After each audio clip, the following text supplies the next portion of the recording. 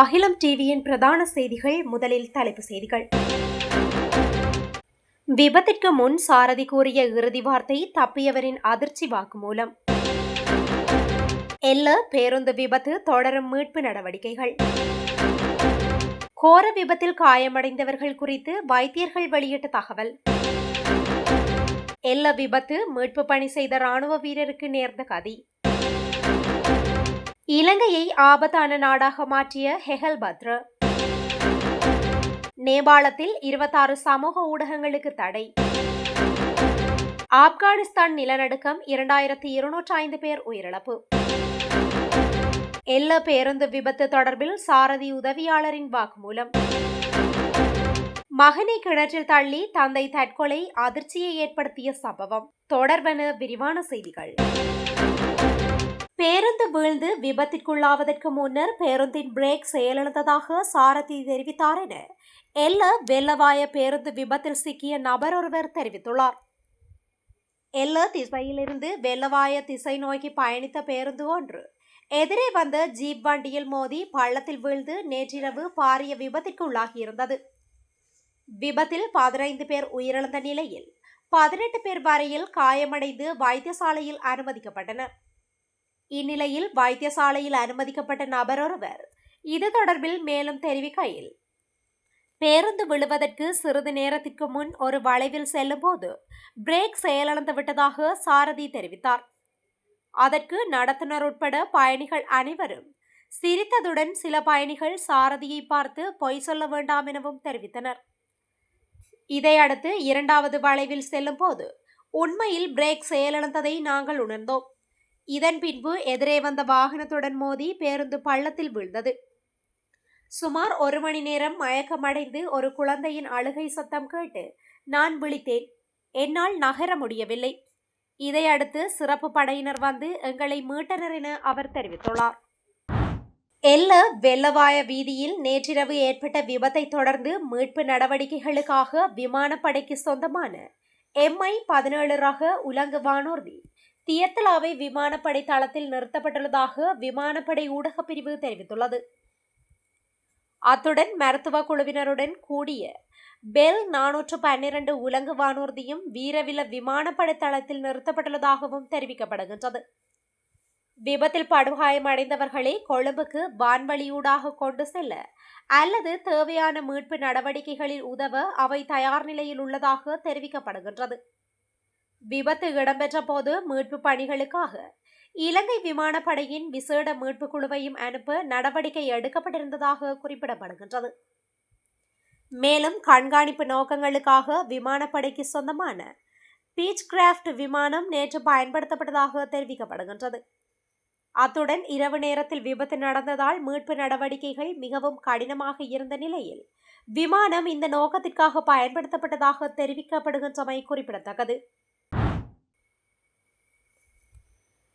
ராவண எல்லை அருகே ஏற்பட்ட பேருந்து விபத்தில் காயமடைந்த மேலும் 10 பேரின் நிலைமை மிகவும் மோசமாக உள்ளதாக பதுளை மருத்துவமனையின் அரசு மருத்துவ அதிகாரிகள் சங்கத்தின் உதவி செயலாளர் வைத்தியர் பாலித ராயபக்ஷ தெரிவித்துள்ளார்.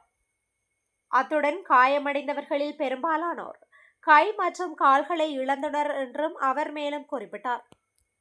காயமடைந்தவர்களில் 8 சிறுவர்கள் இருப்பதாகவும் அவர்களின் நிலைமை மோசமாக இல்லை என்றும் வைத்தியர் பாலித ராயபக்ஷ சுட்டிக்காட்டினார்.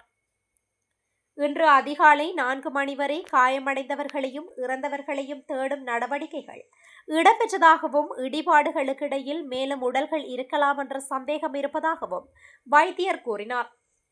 விபத்தில் இறந்தவர்களின் எண்ணிக்கை 15ஆகவும் காயமடைந்தவர்களின் எண்ணிக்கை 16ஆகவும் அதிகரித்துள்ளதாக குறிப்பிடப்பட்டுள்ளது.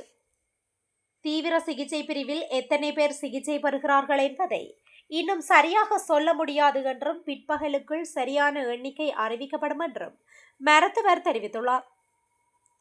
விபத்தில் சிக்கிய பேருந்தின் சாரதியுடன் 30 பயணிகள் இருந்ததாகவும் பேருந்தின் சாரதி உட்பட 6 ஆண்கள் மற்றும் 9 பெண்கள் உயிரிழந்துள்ளதாகவும் காவல்துறையினர் தெரிவித்தனர்.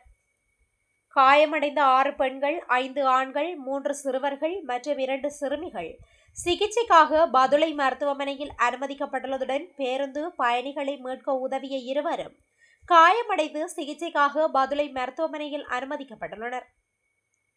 இந்நிலையில் உயிரிழந்தவர்களின் சடலங்கள் தியத்தலாவை, பதுளை மற்றும் பண்டாரவளை மருத்துவமனைகளில் பிரேத அறைகளில் வைக்கப்பட்டுள்ளன. விபத்துடன் தொடர்புடைய ஜீப்பின் சாரதி கைது செய்யப்பட்டு எல்ல காவல்துறையினர் மேலதிக விசாரணைகளை மேற்கொண்டு வருகின்றமை குறிப்பிடத்தக்கது. எல்ல வெள்ளவாய பள்ளத்தாக்கில் விபத்துக்குள்ளான பேருந்தில் இருந்தவர்களை மீட்க சென்ற இராணுவ அதிகாரி காயமடைந்துள்ளார். இலங்கை இராணுவத்தின் 2வது சிறப்பு படையை சேர்ந்த அதிகாரியே இவ்வாறு காயமடைந்துள்ளார். எல்ல பகுதியை சேர்ந்த அவர் விடுமுறை காரணமாக வீட்டுக்கு சென்று கொண்டிருந்த நிலையில் விபத்தில் காயமடைந்தவர்களை மீட்கும் பணியில் ஈடுபட்டுள்ளார். 1000 அடிக்கும் அதிகமான பாறையில் கவிழ்ந்திருந்த பேருந்தில் இறந்தவர்களை மீட்பதற்காக பிரதேச மக்களுடன் சேர்ந்து குறித்த இராணுவ அதிகாரியும் கீழே சென்றுள்ளார். இதன்போது அங்கிருந்து சரிந்து விழுந்த கல்லொன்று அவரது முகத்தில் விழுந்துள்ளது. இந்நிலையில் காயமடைந்த அவர் பதுளை பொது வைத்தியசாலையில் சிகிச்சை பெற்று வருகின்றமை குறிப்பிடத்தக்கது. பாதாள உலக குழுவின் தலைவர் ஹெகல் பத்ரே பத்மேவுக்கு சொந்தமான ஐஸ் போதைப்பொருள் தயாரிக்கும் இடத்தை குற்றப்புலனாய்வு திணைக்களம் அடையாளம் கண்டுள்ளது. நுவரெலியாவில் செயற்படும் தொழிற்சாலையில் 2 பாகிஸ்தானியர்களும் ஐஸ் தயாரிப்பில் ஈடுபட்டிருப்பது தெரியவந்துள்ளது. நாட்டில் ஐஸ் போதைப்பொருள் விநியோகிக்கும் உரிமையை கையகப்படுத்தும் நோக்கில் ஹெகல் பத்ரே பத்மே இந்த ஐஸ் தொழிற்சாலையை ஒரு வாடகை வீட்டில் நடத்தி வந்ததாக சந்தேகிக்கப்படுகின்றது. நுவரெலியாவில் ஐஸ் போதைப்பொருள் தொழிற்சாலையை முன்னெடுக்க ஹெகல் பத்ரேவுக்கு உதவிய நெருங்கிய நண்பர்கள் அடையாளம் காணப்பட்டு வருவதாக குற்றப்புலனாய்வு திணைக்களம் தெரிவித்துள்ளது. அவர்களை கைது செய்வதற்கான நடவடிக்கை தற்போது நடைபெற்று வருவதாக மூத்த போலீஸ் அதிகாரி ஒருவர் தெரிவித்தார். ஹெகல் பத்ரே பத்ம இந்த ஐஸ் தொழிற்சாலையில் 4 மில்லியன் ரூபாய் முதலீடு செய்துள்ளமை தெரியவந்துள்ளதாக பொது பாதுகாப்பு மற்றும் நாடாளுமன்ற விவகார அமைச்சர் ஆனந்த விஜயபால தெரிவித்துள்ளார். நுவரெலியாவில் ஒரு வீட்டை போதைப்பொருள் உற்பத்தி ஆலையை நடத்த வாடகைக்கு எடுத்துள்ளதாகவும் இதற்காக 2000 கிலோவுக்கும் அதிகமான ரசாயனங்கள் நாட்டிற்கு இறக்குமதி செய்யப்பட்டுள்ளதாகவும் அமைச்சர் கூறினார். போதைப்பொருள் ஐஸ் நாட்டில் தயாரிக்கப்படுவதாக